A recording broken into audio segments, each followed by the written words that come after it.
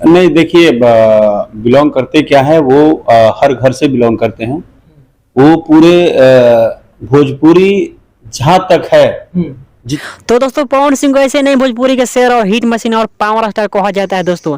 इनके जैसे भोजपुरी में आज तक मैंने दरे दिल नहीं देखा।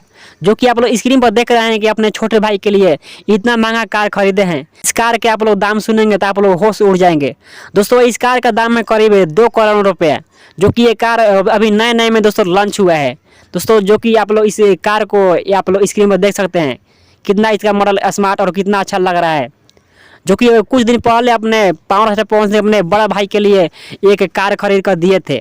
आप लोग मेरे बात पर सहमत हैं तो एक कमेंट बॉक्स में जरूर बताना और चैनल पर नए हैं तो चैनल को सब्सक्राइब करना ना भूलना, क्योंकि इसी तरह अपने पावर स्टार पवन सिंह का हर एक खबरें इस चैनल पर लाता रहता हूँ। बात करूँ राकेश मिश्रा के, जो कि राकेश मिश्रा आरा जिले का रहने वाला है और पावर स्टार पवन सिंह भी आरा जिले का रहने वाले हैं। जो कि पवन सिंह अपने भोजपुरी के लिए क्या क्या नहीं किए हैं।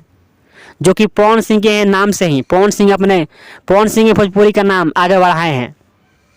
जो कि लॉलीपॉप सॉन्ग उनका पूरा वर्ल्ड में दोस्तों फेमस है, आप लोग जानते ही हैं।